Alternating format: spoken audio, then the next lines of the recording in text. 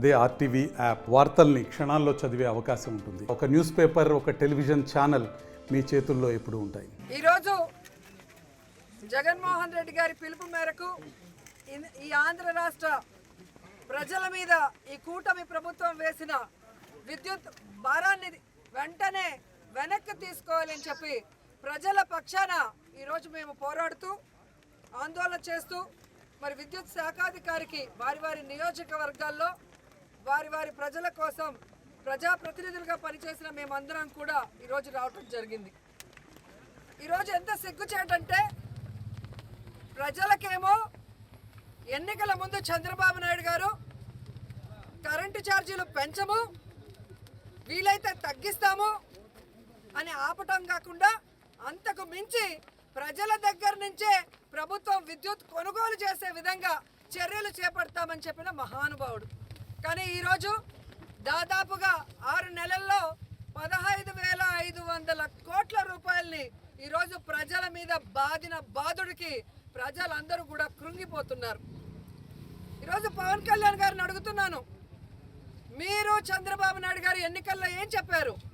విద్యుత్ ఛార్జీలు పెంచము, పెంచితే ఒప్పుకోము అన్నావు. మరి ఈరోజు 15,500 కోట్ల రూపాయలు విద్యుత్ ఛార్జీలు పెంచితే ఎందుకు సైలెంట్గా ఉన్నారు? ఎందుకు వాటిని ఆపమని చెప్పట్లేదు? చంద్రబాబు నాయుడిని ఇలా చేస్తే కరెక్ట్ కాదు అని ఎందుకు నిలదీయలేకపోతున్నారు? అంటే అధికారం కోసం ఒక మాట, అధికారంలోకి వచ్చిన తర్వాత మీకు పదవి వచ్చింది కాబట్టి అన్నిటికీ సరెండర్ అయిపోతున్నారా? ప్రజలకు చెప్పాల్సిన బాధ్యత ఉందని కూడా ఈ సందర్భంగా తెలియజేసుకుంటున్నాను. ఎందుకంటే చంద్రబాబు నాయుడు ఏదైతే చెప్పాడో బాబు షూరిటీ భవిష్యత్తుకు గ్యారంటీ అని, ఈరోజు బాబు షూరిటీ లేదు, ఆయన హామీలకి గ్యారంటీ లేదు, ఆయన మాటలకి ఈరోజు వారంటీ లేదు అనేది అర్థమవుతుంది. కరెంటు ఛార్జీలు పెంచేశారు, రిజిస్ట్రేషన్ ఛార్జీలు పెంచేశారు, 60% నిత్యావసర వస్తువుల ధరలు పెంచేశారు, ఫ్రీ ఇసుక అంటూనే 2 రెట్లు ఇసుక రేట్లు పెంచేశారు. ఈరోజు వీధి వీధికి మద్యం షాపులు పెట్టి ఈరోజు ప్రజల్ని పీల్చి పిప్పి చేస్తున్నారు. దాదాపుగా 6-7 నెలల్లోనే 1,00,000 కోట్ల అప్పు చేసిన చంద్రబాబు నాయుడు మరి ఎందుకు ఇవన్నీ పెంచుతున్నారు? ఒక అమ్మఒడి ఇవ్వలేడు, ఫీజు రియంబర్స్మెంట్ ఇవ్వలేడు, రైతు భరోసా ఇవ్వలేడు, విద్యా దీవెన ఇవ్వలేడు, వసతి దీవెన ఇవ్వలేడు, 0 వడ్డీకి రుణాలు ఇవ్వలేడు. కానీ ఆ 1,00,000 కోట్ల రూపాయలని ఏం చేశాడో చెప్పడు. ఆ 1,00,000 కోట్ల రూపాయలతో కనీసం ప్రజల మీద పడ్డ ఈ విద్యుత్ భారాన్నైనా ప్రభుత్వం ఎందుకు మోయటం లేదని అడుగుతున్నాను. మొన్ననే మనం చూసాం, సిగ్గు లేకుండా ప్రజల డబ్బుతో 3,200 రూపాయలు ఒక్కొక్క ప్లేట్ అని చెప్పి ఎలా కోట్ల రూపాయలు మింగేశారో చూసాం. అలాంటి డబ్బులు ఈ ప్రజల మీద విద్యుత్ భారం పడకుండా ఎందుకు మీరు ఉపయోగించడం లేదని నేను అడుగుతున్నా. అలాగే చంద్రబాబు నాయుడు, లోకేష్ బాబు, పవన్ కళ్యాణ్ బాబులు స్పెషల్ ఫ్లైట్లు వేసుకొని ప్రజల డబ్బులు దుర్వినియోగం చేస్తుంటే ఆ దుర్వినియోగం ఎందుకు చేస్తున్నారు? ఆ డబ్బులు కనీసం ప్రజల మీద ఈ విద్యుత్ భారం పడకుండా ఉండేందుకు ఉపయోగించవచ్చు కదా అని డిమాండ్ చేస్తున్నాం. ఈరోజు తెలుగుదేశం వాళ్ళకి ఒక ఫ్యాషన్ అయిపోయింది. ఒక రేప్ జరిగినా, ఒక విద్యుత్ ఛార్జీలు పెరిగినా, ఒక నిత్యావసర ధరలు పెరిగినా, లేదా ఏది జరిగినా రాష్ట్రంలో జగన్మోహన్ రెడ్డి గారి వల్లే జరిగింది అని చెప్పడం ఫ్యాషన్ అయిపోయింది. అసలు అధికారంలో ముఖ్యమంత్రిగా ఉన్నది జగన్మోహన్ రెడ్డి గారా, చంద్రబాబు నాయుడు గారా అని నేను అడుగుతున్నాను. ఈరోజు మీరు చూస్తే ఏ విధంగా చంద్రబాబు నాయుడు పార్టీలో 164 మంది ఉన్నామని చెప్పుకుంటున్నారు కూటమి ప్రభుత్వం. మరి ఈ 164 మందిని అడుగుతున్నా, మీరు అధికారంలో రావటానికి విద్యుత్ ఛార్జీలు పెంచము, తగ్గిస్తాము, అవసరమైతే ప్రజల దగ్గరే ఆ విద్యుత్ కొనుగోలు చేసే విధంగా చేస్తామని ఇంటింటికి వెళ్ళి చెప్పారు కదా. మరి ఈరోజు ఇంటింటికి వెళ్ళి పసుపు షర్ట్లు వేసుకొని, పసుపు చీరలు కట్టుకొని మేము 15,500 కోట్ల పెంచాం, ఓకేనా అని అడిగే దమ్ము ధైర్యం మీకుందా అని నేను అడుగుతున్నాను.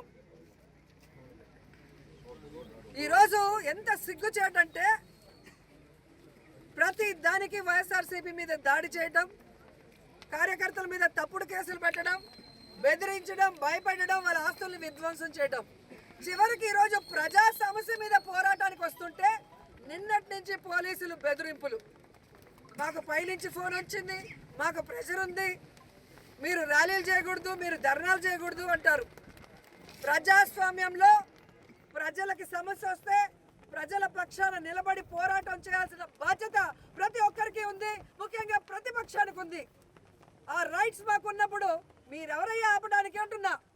అంతగా మేము రోడ్ల మీదకి రాకూడదని మీరు అనుకుంటే విద్యుత్ ఛార్జీలు వెంటనే తీసేయండి. ఏవైతే పెంచారో 15,500 కోట్లు వెనక్కి తీసుకోండి. రిజిస్ట్రేషన్ ఛార్జీలు ఈరోజు భయపడి మీరు పోస్ట్పోన్ చేశారు. వాటిని పోస్ట్పోన్ కాదు, క్యాన్సిల్ చేయండి అని కూడా తెలియజేస్తున్నాను. అలాగే నిత్యావసర వస్తువుల ధరలు తగ్గించండి. ప్రజలకు మీరు ఏమైతే హామీలు ఇచ్చారో సూపర్ 6 అవన్నీ చేయండి. అప్పుడు మేము రోడ్ల మీదకి రాము, ధర్నాలు చేయము. మీరు చేతిలో వైకుంఠం, అరచేతిలో వైకుంఠం లాగా ఎన్నికల ముందు ఒకటి చూపిస్తారు, ఎన్నికలు అయ్యాక ప్రజలకు నరకం చూపిస్తారు. ఈరోజు మీకు ఓటేసినందుకు ఈ రాష్ట్రాల్లో ప్రతి ఒక్కరిని కాటేయటమే పనిగా పెట్టుకున్నారు. మీరు ఎవరు బాగున్నారండి? యువతని మోసం, విద్యార్థుల్ని మోసం, ఉద్యోగస్తుల్ని మోసం, రైతుల్ని మోసం, అందరినీ మోసం చేయడం తప్ప ఏం చేస్తుంది ఈ కూటమి ప్రభుత్వం 7 నెలలుగా నేను అడుగుతున్నా.